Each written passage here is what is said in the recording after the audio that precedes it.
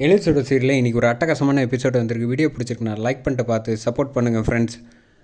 இந்த பக்கம் தமிழ் வந்து வீட்டை விட்டு வெளில போனதுனால அஞ்சலி பாப்பா வந்து சாப்பிட முடியாது அப்படின்னு சொன்னோன்னே செம கோவத்தில் இருக்கார் எழில். வந்து இங்கே பாரு, அவள் வரவே மாட்டான், இனிமேல் உங்களுக்கு யாரும் கேர்டேக்கரும் கிடையாது, மரியாதையாக எல்லோரும் சாப்பாடு சாப்பிட்டே ஆகணும், சாப்பிடு அஞ்சலி அப்படின்னோன்னே எனக்கு வேண்டாம், நீ தானே தமிழை வீட்டை விட்டு போக சொன்னேன், அப்போ மரியாதையாக நீயே வந்து அழைச்சிட்டு வா, அப்போ தான் நான் சாப்பிடுவேன், அது வரைக்கும் நான் சாப்பிட மாட்டேன் அப்படின்னு சொன்னோன்னே இங்கே பாரு, நீ இந்த மாதிரி தேவையில்லாத பேச்செல்லாம் பேசக்கூடாது, இப்போயே சொல்லிட்டேன், இனிமேல் உங்களுக்கு யாருக்குமே கேர்டேக்கர் கிடையாது, இனிமேல் நான் சொல்கிறத மட்டும்தான் நீங்கள் கேட்கணும், அவ்வளோதான் சொல்லிட்டேன் அப்படின்னு சொல்லிட்டு ஏன் இவ்வளோ கோவமாக பேசுகிற அப்படின்னு வந்து கனகவழி பாட்டி சொன்னான்னா அதெல்லாம் சொல்கிறத கேளுமா, இவங்க ஃப்யூச்சருக்காக தான் நான் பேசுகிறேன், நான் சொல்கிறத இனிமேல் இவங்க கேட்டு தான் ஆகணும், சாப்பிடுங்க அப்படின்னு சொல்லிட்டு கோச்சிட்டு அங்கேருந்து போயிடுறாப்புல எழில்.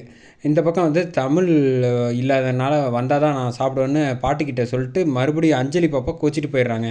இந்த பக்கம் இவங்க ரெண்டு பேரும் கவினும் சரி அபியும் சரி அந்த சாப்பாடு பிடிக்கல, எனக்கும் சாப்பாடு வேணாம் அப்படின்னு சொல்லிட்டு இவங்க போயிடுறாங்க. போனதுக்கப்புறமேட்டு மனோகரி வந்து சாப்பிடுங்க சாப்பிட்றதே போங்க அப்படின்னு சொல்லிட்டு மேலே ரூமுக்கு போயிட்டு சார் எப்படி தான் இந்த குழந்தைங்க மனசில் வந்து இடம் பிடிச்சாலோ தெரியல.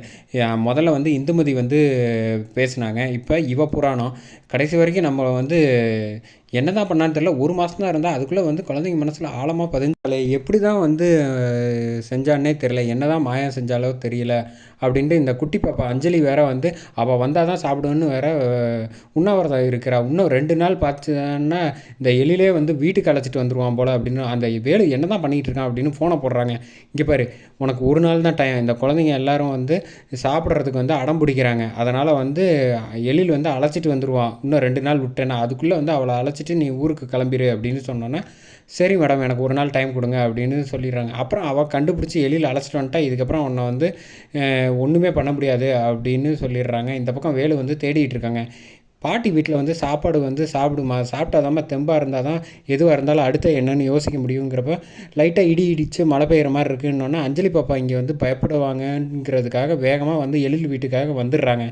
பாட்டி வந்து போகாதம்மா, உனக்கு தான் பிரச்சனை இருக்குதுன்னு சொல்கிறல்ல, ஏன் போகிற, இல்லை அந்த பாப்பா தவிக்கவும் நான் போய் பார்த்தே ஆகணும் அப்படின்னு சொல்லிட்டு 10 நிமிஷத்தில் வந்துடுறேன் அப்படின்னு சொல்லிட்டு இங்கே கிளம்பி வந்துடுறாங்க. வந்தப்போ வந்து அஞ்சலி வந்து என்ன பண்ணுறதுனே தெரியாமல் தவிச்சிக்கிட்டு இருக்காங்க. குட்டி பாப்பா தமிழ்னு தமிழ் பேரை சொல்லி புலம்பிகிட்டு இருக்காங்க. இங்கே இவங்க ரூமில் அபிக்கிட்ட கேட்குறாங்க, எனக்கு பயமாக இருக்குது கொஞ்சம் எந்திரி அப்படின்னு, எனக்கு தூக்கம் வந்து டிஸ்டர்ப் பண்ணாத அப்படின்னோடனே புடவை வந்து அம்மா புடவை வந்து இந்துமதி புடவை இழுத்து போத்திக்கிறதுக்காக ட்ரை பண்ணி பார்க்குறாங்க. அஞ்சலி பாப்பாவால் இழுக்க முடியல. அபி நல்லா சுருட்டி காலில் வச்சு படுத்துருக்கனால அந்த புடவை அங்கேயே போட்டு விட்டுட்டு இந்த பக்கம் கிளம்பி வந்து தமிழ் ரூமுக்கு வந்து போயிட்டாங்க.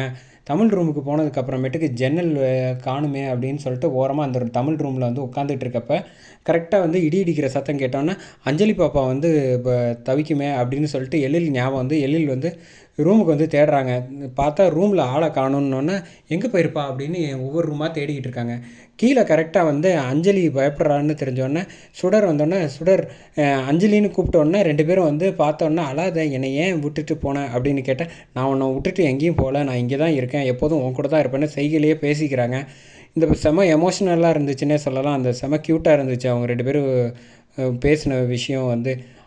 கரெக்டாக வந்து எழில் வந்து தமிழ் ரூமில் எதுக்கும் இருக்கட்டுமேனு வந்து கதவை திறந்து பார்க்குறாங்க. பார்த்தா வந்து டக்குன்னு வந்து அஞ்சலி வந்து ஃபேஸ் ரியாக்ஷன் மாறுது, சுடரோட ஃபேஸ் ரியாக்ஷன் மாறினால திரும்பி பார்த்தா அப்பா அவள் தான் வாசலில் நிற்கிறாள்ல, தமிழை உள்ளே வர சொல்லு அப்படின்னா, நான் அவளை பார்த்து பேசவே கூடாதுன்னு சொல்லிகிட்டு இருக்கேன், நீ என்ன உள்ளே கூப்பிடுங்கிற, இனிமேல் யார்கிட்டையும் நீ பார்க்கக்கூடாது பேசக்கூடாதுன்னு சொல்லிட்டு ரூமில் போய் உட்கார வச்சு படுத்து தாளாட்ட வச்சிடுறாங்க.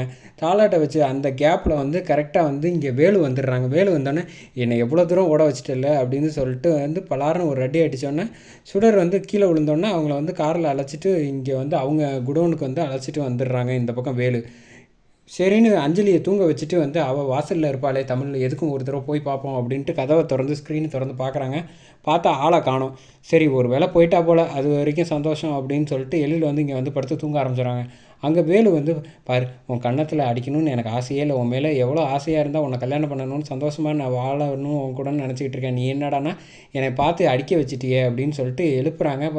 என்னை ஏன் டிஸ்டர்ப் பண்ணுறேன், நான் தான் உன்னை பிடிக்கலன்னு சொல்லிட்டேன் இல்லை, அப்புறம் நீ அழகாக இருக்க, உன் மேலே நான் அவ்வளோ பாசம் வச்சுருக்கேன், நீ என்னடானா என்னை விட்டுட்டு போகலான்னு நினைக்கிறேன், இன்னும் இந்த சென்னையை விட்டு நம்ம போனோன்னு வச்சுக்கேன், நம்ம 2 பேரும் கல்யாணம் ஆகி ஹஸ்பண்ட் அண்ட் ஒய்ஃபாக தான் போக போகிறோம், நாளைக்கு நமக்கு கல்யாணம் அப்படின்னு வந்து அதிரடியாக வேலு சொன்னோன்னா அதை கேட்டுட்டு வந்து எப்படி நம்ம தப்பிக்க போகிறோம், என்ன பண்ண போகிறோம் அப்படின்னு தெரியாமல் தவிச்சிக்கிட்டு இருக்காங்க நம்ம தமிழ். அதோட எபிசோடை சூப்பராக முடித்தாங்கன்னே சொல்லலாம்.